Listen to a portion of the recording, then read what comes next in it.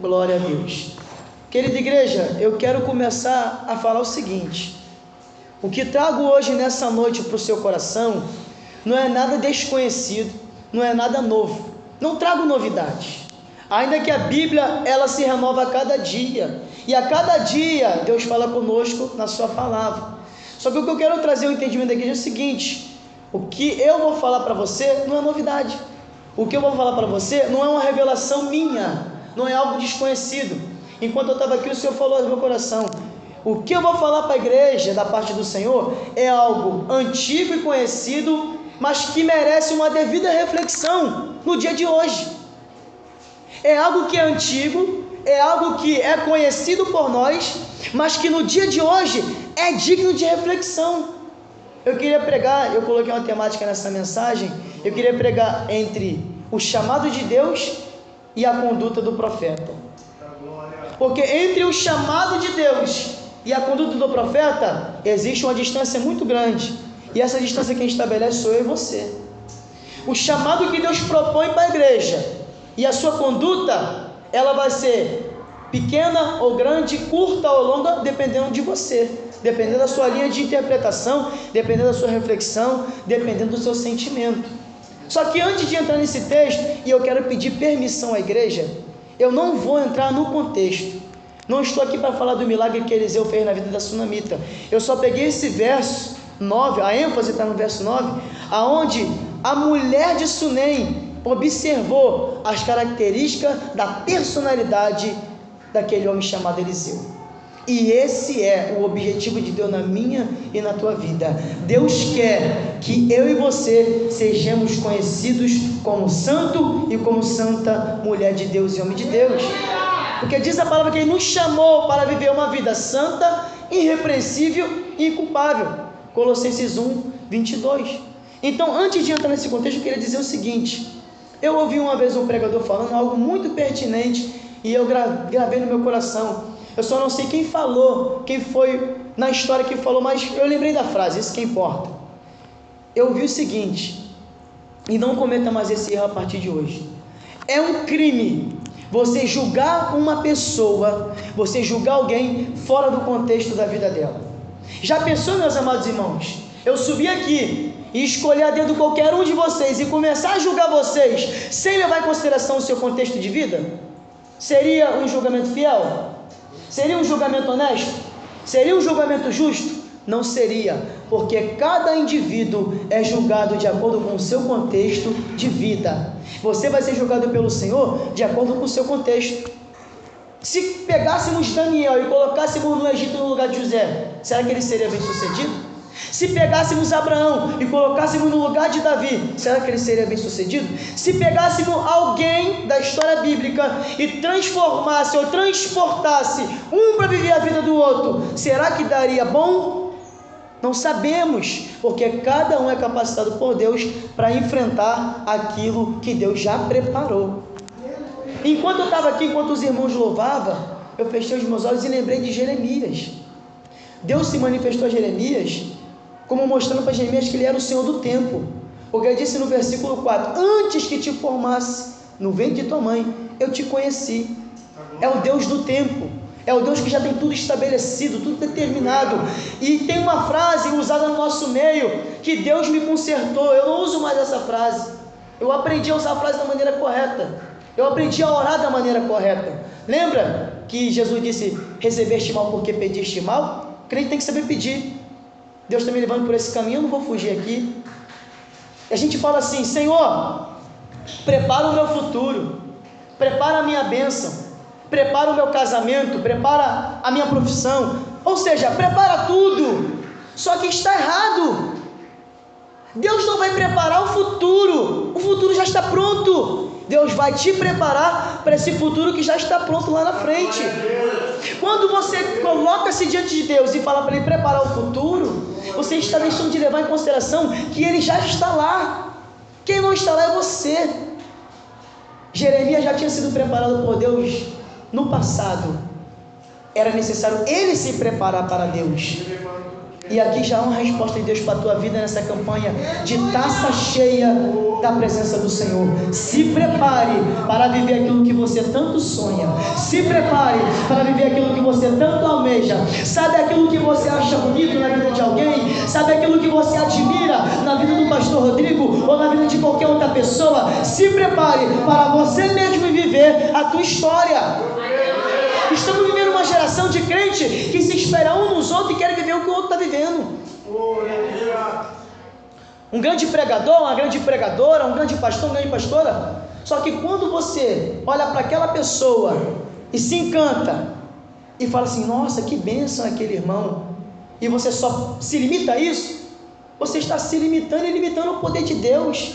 Porque da mesma forma que Deus levantou A, Deus levanta B. A grande questão foi a condicional que o pastor Rodrigo falou, de Provérbios 11, 25. Está condicionado a uma linha de pensamento, a uma linha de interpretação, a forma que você entende a vontade de Deus, a forma que você entende o querer de Deus. Porque quem entende o querer de Deus não foge da batalha. Quem entende o querer de Deus enfrenta o desafio. Quem entende o querer de Deus faz como eu fiz, cansado, com luta, com sofrimento, mas me dediquei a Deus para vos trazer uma mensagem. Antes de chegar em Eliseu, nós não podemos desconsiderar o seu professor, o seu mestre Elias. E como eu disse aqui, eu quero que você saia daqui com isso no seu coração. Não se julgue, nem você mesmo. Diz a palavra que nós não podemos nem julgar nós mesmos. O único que nos julga com propriedade é Deus.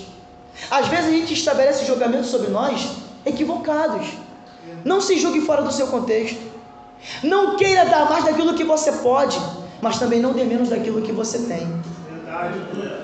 Não queira dar mais daquilo que você pode, ou seja, não faça sacrifício de tolo, mas também não retenha aquilo que você já foi capacitado para fazer.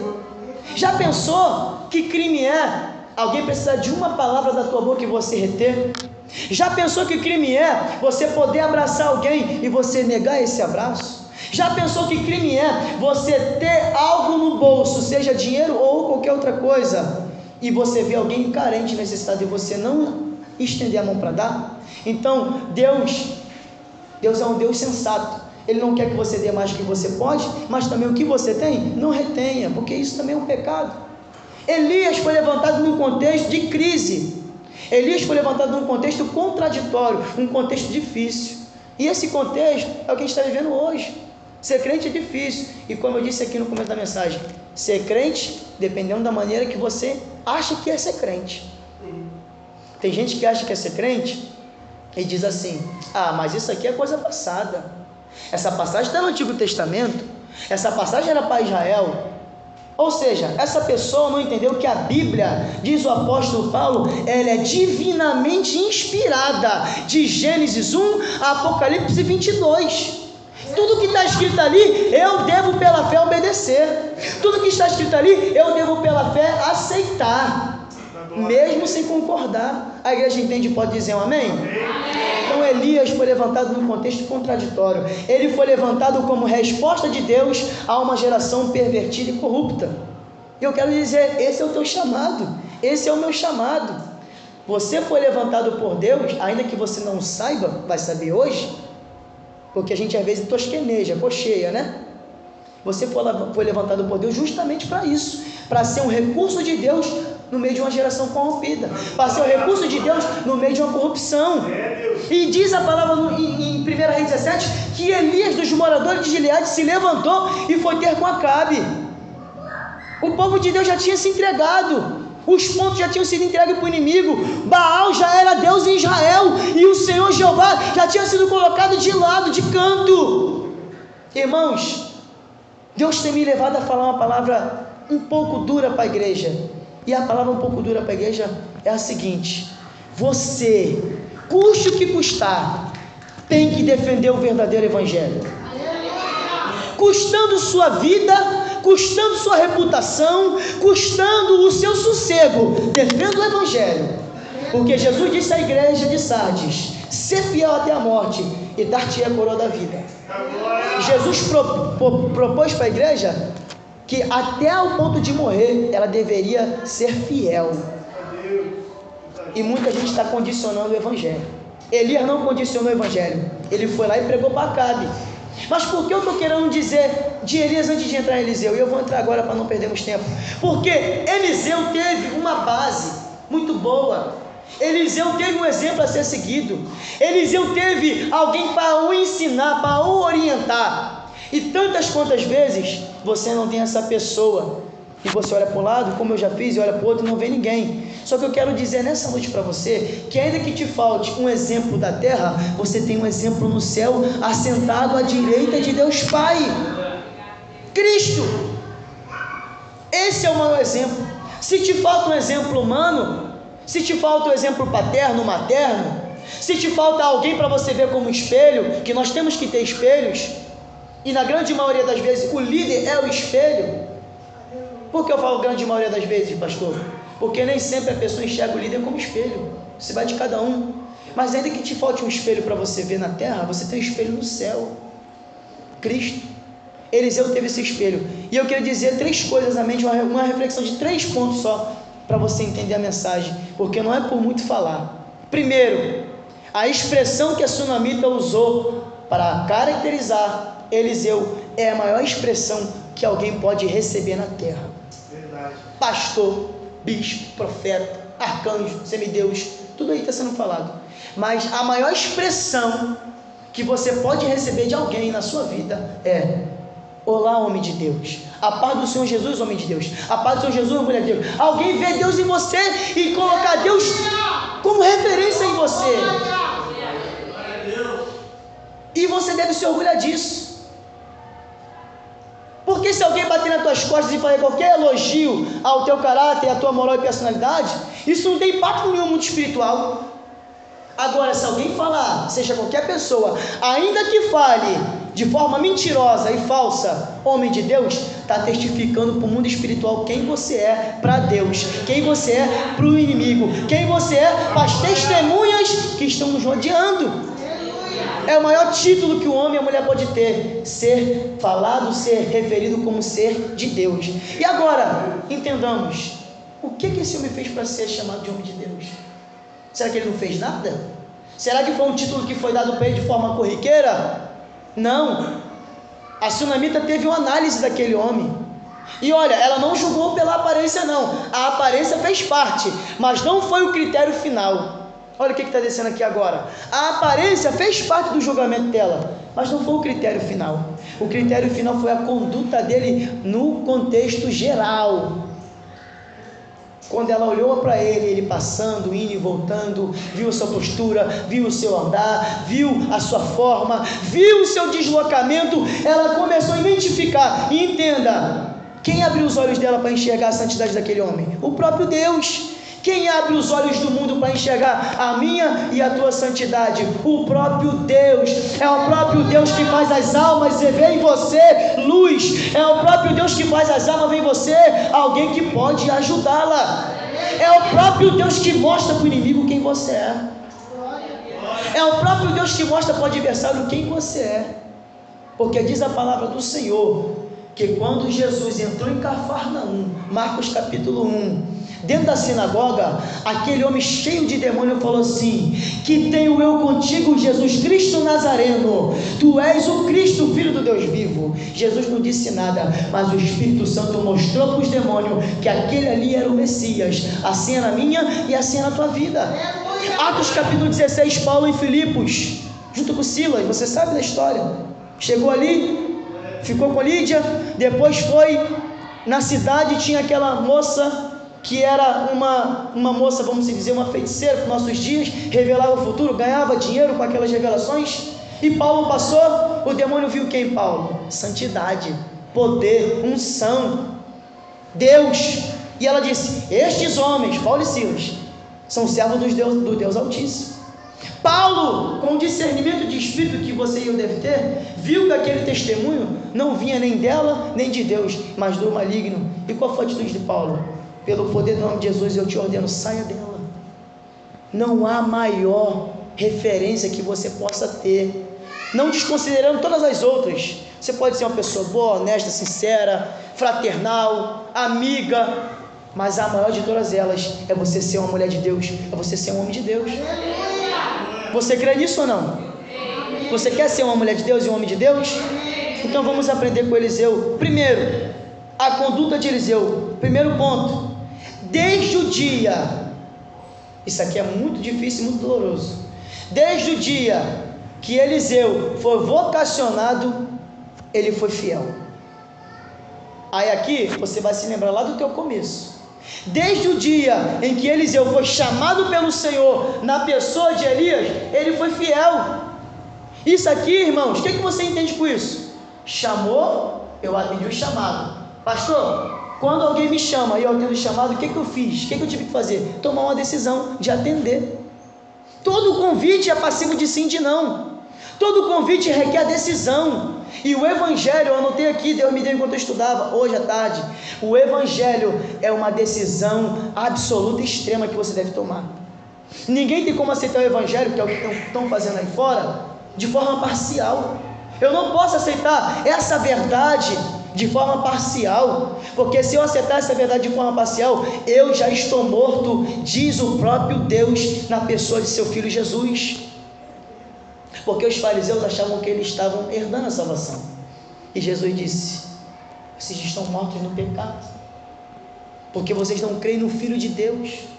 Eles condicionavam a doutrina do jeito que eles queriam.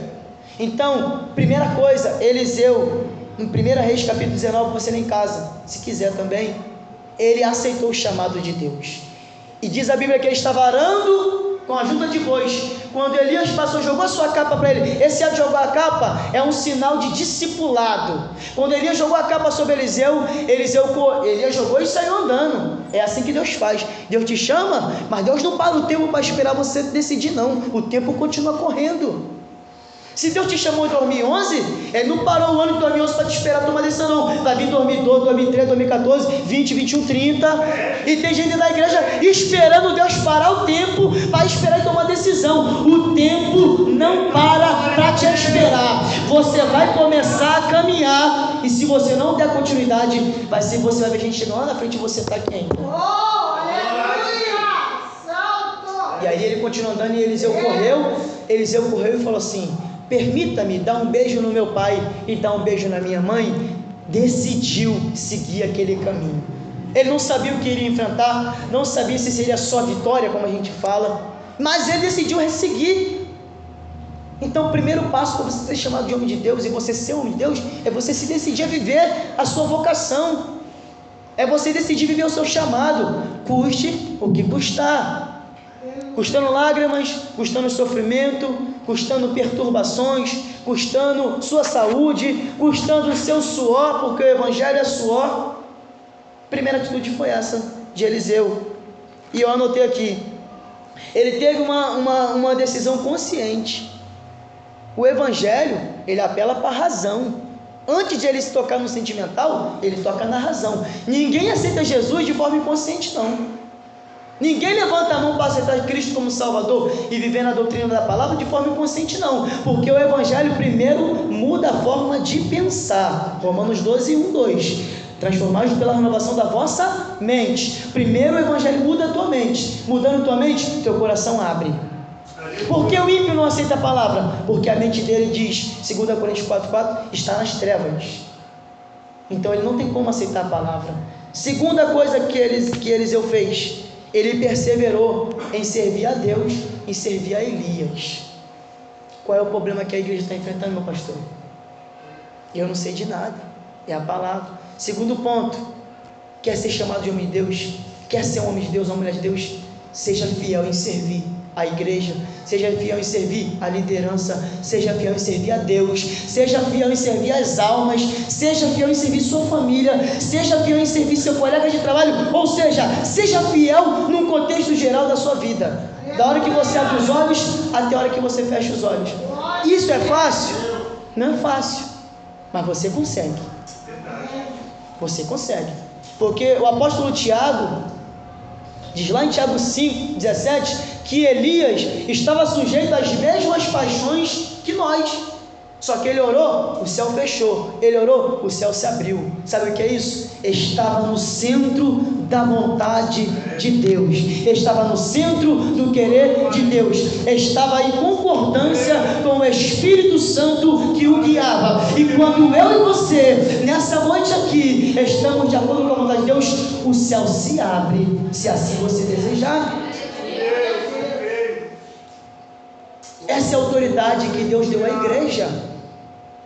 Essa é a autoridade que Deus deu para os seus servos. Segundo ponto, Eliseu foi fiel no serviço. Ele serviu a Elias enquanto Elias estava com ele. Ele serviu a Israel. Ele serviu a casa do seu povo. E eu não sei e nem tenho nada a ver com isso, mas o nosso pastor está falando aqui que tem um povo na quarta e um povo no domingo. Então já estão sendo pegos, meu pastor, no segundo critério da mensagem. Não estão sendo fiel no serviço. Ontem também aconteceu algo lá na minha congregação semelhante. Nosso pastor falou assim: nossa, por que a igreja está vazia? Por causa do frio? Por causa do cansaço? Por causa do trabalho? Nós devemos romper essa barreira. Nós devemos dar mais para Deus, porque Ele requer mais. Porque a salvação é um bem que nós devemos lutar até o último dia. E quando a Bíblia, entenda, o propósito da palavra de Deus encarnada, Cristo, não é bênção, não é casa, não é carro, não é vitória, não é uma vida poderosa, é salvação. Salvação. Salvação. Depois da salvação, você pensa na terra. Depois da salvação, você pensa em se profissionalizar. Depois da salvação, você pensa no seu carro, na sua casa, nos seus bens. Não tem pecado nisso. Mas quando a gente pensa na terra e esquece da eternidade, nós já estamos sem foco. O foco da palavra é salvação. O propósito dessa campanha das taças cheias é salvação. É oração para alcançar a salvação. Então ele foi fiel, e ele foi conhecido, meu pastor, pela sua fidelidade, porque quando Jorão foi com Josafá para guerrear contra os moabitas, Josafá perguntou assim, 2 Reis 3:11, depois você lê: tem algum profeta de Deus aqui para a gente consultar o Senhor? E um dos homens de Jorão falou: tem, Eliseu, filho de Safate, que deitava água nas mãos de Elias. Foi conhecido pelo seu serviço.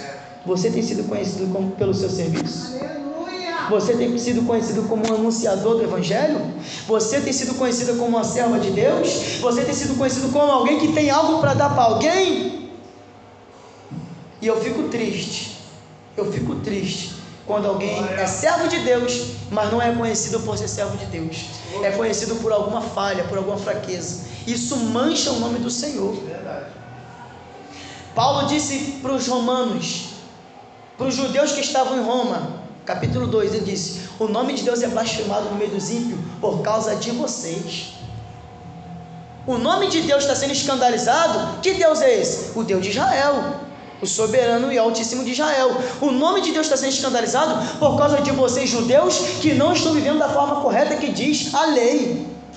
Então existe um fardo muito pesado na nossa vida, que é o fardo de honrar a palavra que eu e você aceitamos como palavra que pode nos salvar. A Bíblia é a palavra de Deus para você?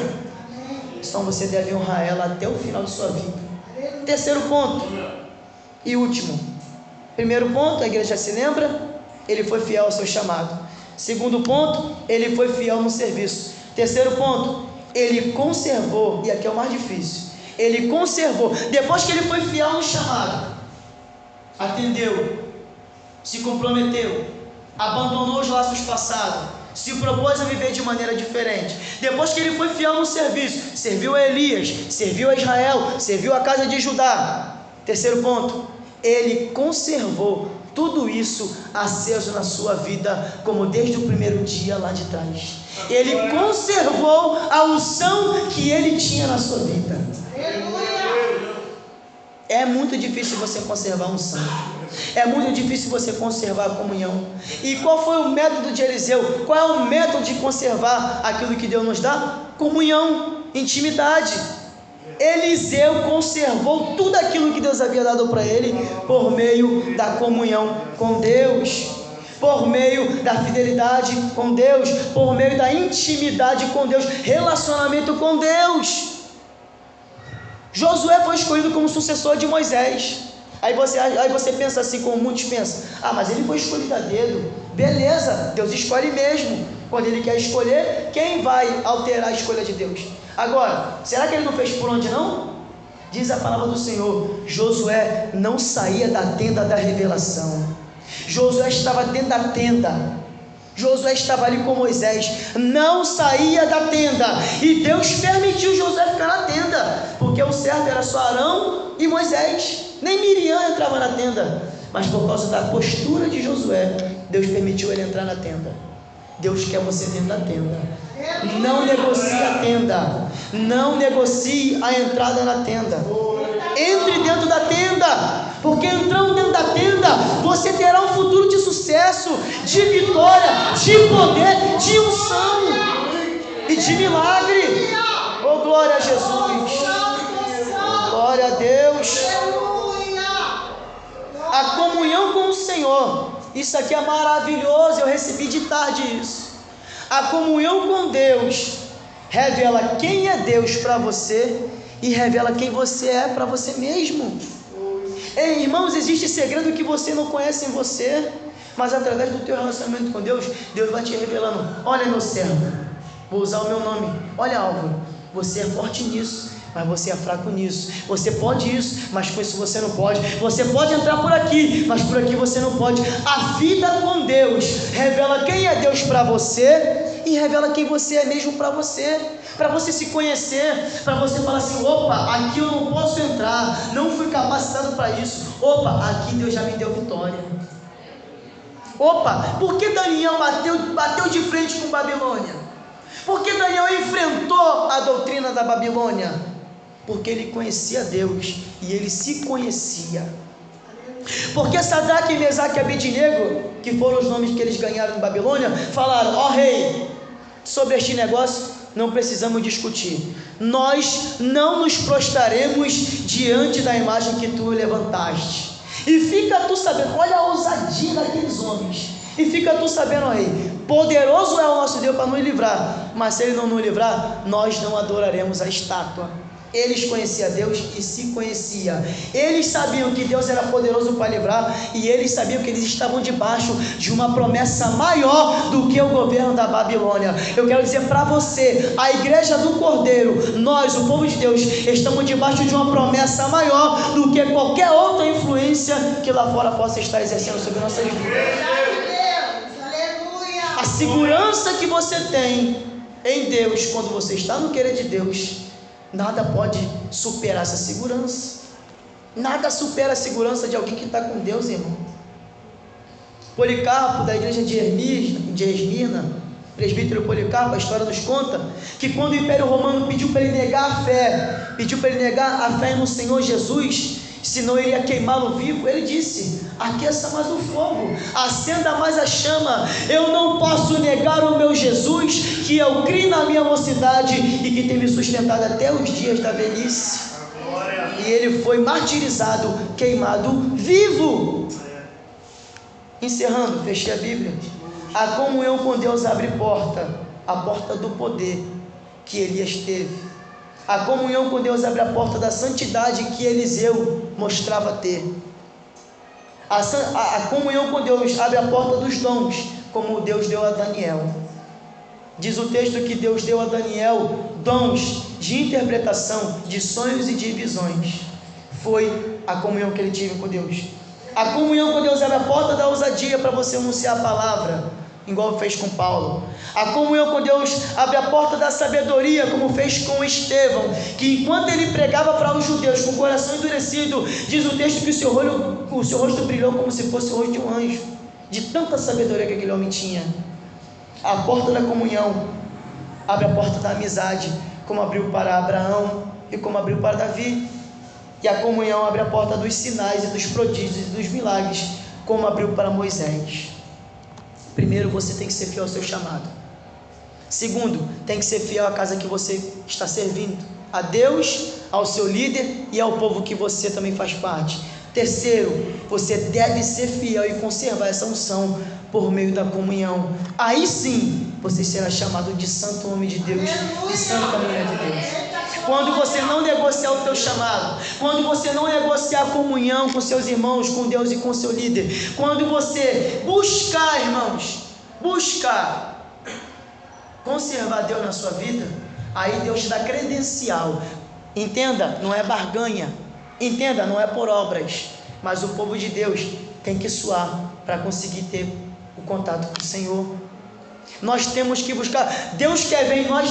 Deus está falando isso aqui o tempo todo no culto, nos louvores, na ministração do nosso pastor Rodrigo. O tempo todo eu estava falando, não sei se você observou, eu peguei. Ele quer ver em nós o quê? Desejo. Ele quer ver em nós o quê? Anseio. Ele quer ver em nós o quê? Vontade de conhecê-lo, de tê-lo, de senti-lo. Quando ele vê isso em você, abre tua boca e pede, porque ele vai derramar, ele vai realizar, ele vai fazer. E ora, ele faz o que você pede e faz muito mais além. Ele faz o que você deseja e faz aquilo que você nem desejou ainda, porque ele é poderoso para fazer. Agora, o foco da minha mensagem não é o que Deus pode fazer ou o que Ele não pode fazer. O foco da minha mensagem é: você quer ser chamado de santo homem de Deus? Você quer ser chamada de santa mulher de Deus? Você quer isso na sua vida? Porque hoje em dia o foco da igreja mudou um pouco. Ninguém mais quer ser conhecido como um porta-voz do Senhor, como João Batista. As pessoas estão querendo mais a sua vida pessoal. As pessoas estão querendo mais uma vida bem sucedida do que ser chamado de santo homem de Deus. E a grande verdade é, muitas das vezes Deus não vai dar riqueza para certas pessoas, nem prosperidade, mas vai dar o título de ser chamado de santo homem de Deus e de santa mulher de Deus. Tem pessoas, irmãos, o crente tem promessa de prosperidade, o crente tem promessa de ser bem sucedido, mas tem pessoas que não vão ser ricas. Tem pessoas que não vão ser bem-sucedidas, mas vão ser santas pessoas na presença do Senhor. Eu não almejo riqueza, ainda que Ele pode me dar. Eu não almejo grandeza, ainda que Ele pode fazer. O que eu almejo é ser santo na presença dEle. Porque diz Hebreus que sem essa santidade referida, ninguém verá o seu rosto, a sua face. Então, pegue isso para a sua vida. Almeje essa santidade na sua vida, almeje essa unção, almeje esse poder, almeje essa imponência. Irmãos, nada me cativa mais do que eu saber que eu sou uma autoridade de Deus na terra, mesmo sendo um fracasso na minha vida. Mesmo sendo um ser humano fracassado, Ele me fez autoridade. Mesmo sendo pecador, Ele me fez autoridade. Mesmo sendo falho, fraco, Ele me fez autoridade. Mesmo sendo miserável, como disse Jó, mesmo sendo pó e cinza, como disse Abraão, Ele me constituiu autoridade no mundo espiritual. Mesmo sendo falho, fraco, Ele me diz: clama a mim e eu responder-te-ei, anunciar-te-ei as coisas grandes e firmes que tu não sabes. Se coloque de pé nessa noite. Glória a Deus, glória a Jesus.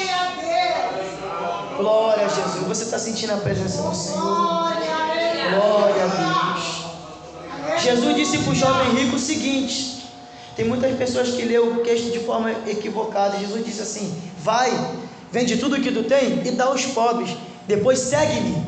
Aí Jesus lança duas promessas, uma temporal e uma eterna: e terás mais ainda nesta vida e na vindoura.